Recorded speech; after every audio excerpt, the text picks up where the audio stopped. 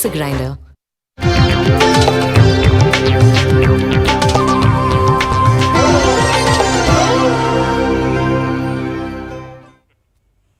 Break के बाद आप सभी का स्वागत है। खबरों में आगे बढ़ेंगे। कांग्रेस के राष्ट्रीय प्रवक्ता पवन खेड़ा ने 5 राज्यों में कांग्रेस की हार पर पार्टी कार्यकर्ताओं को संदेश दिया है कि चुनावी जीत को विचारधारा की जीत मान लेना सबसे बड़ा अपराध है। पवन खेड़ा ने कहा कि कांग्रेस को लंबा सफर तय करना है, इसीलिए निराशा और हताशा से काम नहीं चलेगा। खेड़ा ने कहा कि चुनावी जीत को विचारधारा की जीत मानने का काम शायद पिछली पीढ़ी के नेताओं ने भी किया। हर सवाल जायज होता है और यह सवाल ऐसे हैं, इससे कहीं अधिक सवाल हम सबको सोने नहीं देते। इनके जवाब हम भी ढूंढते हैं, निरंतर ढूंढते रहते हैं। यही ये संघर्ष है। और क्या है संघर्ष? लेकिन हताश हो जाना, मन छोटा करना तो सबसे आसान काम है। और मन छोटा करने से क्या होगा? रास्ता और लंबा दिखेगा। जिस विचारधारा के खिलाफ हम और आप लड़ रहे हैं, उसी विचारधारा का सफर देख लीजिए। कितने साल लगे, कितने दशक लगे उनको इस स्थिति तक आने में। उनका रास्ते अलग है, उनकी मंजिलें अलग हैं। हम उसके खिलाफ लड़ते रहेंगे, वो अलग बात है, लेकिन उनका सफर तो देखना होगा।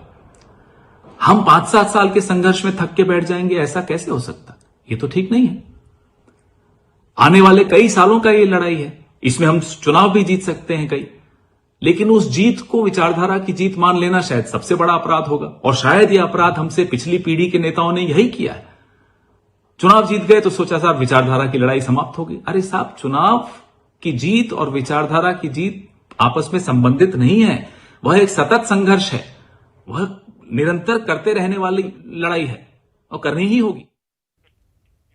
और खबरों में आगे बढ़ेंगे। सीकर के खाटू श्याम जी में बाबा श्याम के फाल्गुनी लक्खी मेले में श्रद्धालुओं की जबरदस्त भीड़ उमड़ रही है।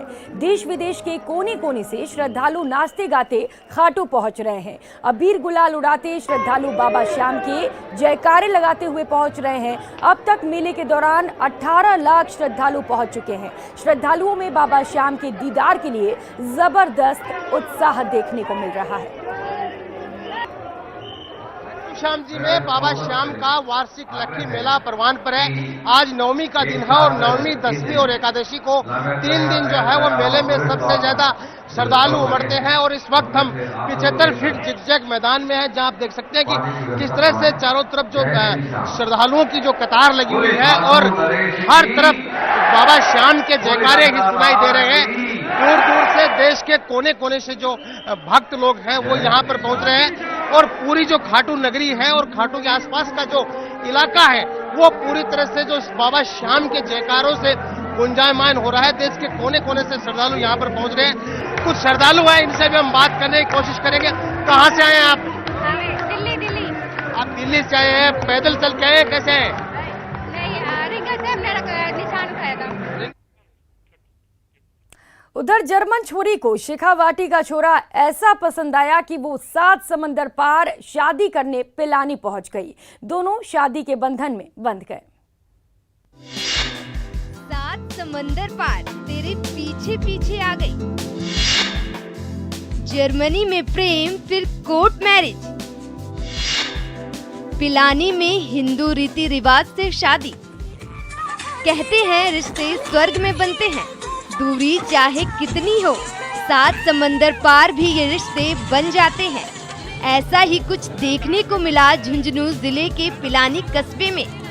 यहाँ देसी दूल्हे और विदेशी दुल्हन शादी के बंधन में बंध गए। जर्मनी की रहने वाली स्वेनिका का दिल पिलानी के कृष्ण कुमार पर आ गया। स्वेनिका 7 समंदर पार से कृष्ण कुमार से शादी रचाने पिलानी पहुंची और हिंदू रीति रिवाज से शादी की। देसी अंदाज में सजी सवरी विदेशी दुल्हन स्वेनिका ने मारवाड़ी दूल्हे कृष्ण के साथ 7 फेरे लेकर शादी की और विवाह की अन्य रस्में भी निभाई। स्वेनिका जब चुनरी की छांव में वरमाला के लिए पहुंची तो दुल्हन का रॉकिंग स्टाइल भी दिखा।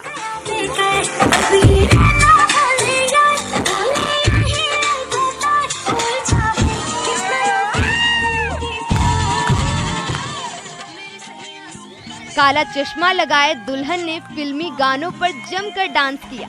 पिलानी कस्बे के कृष्ण कुमार पिछले कुछ वर्षों से जर्मनी के लुबैग में वैज्ञानिक के पद पर कार्यरत है। इसी संस्थान में जर्मनी निवासी स्वेनिका भी वैज्ञानिक है। दोनों ने कुछ दिन पहले जर्मनी में कोर्ट मैरिज कर ली।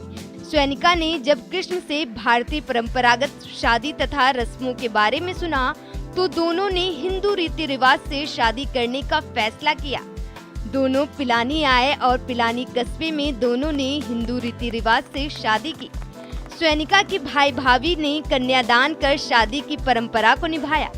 ये शादी क्षेत्र में चर्चा का विषय बनी हुई है। न्यूज़ 18 राजस्थान के लिए झुंझुनू से कृष्णवीर सिंह शेखावत की रिपोर्ट।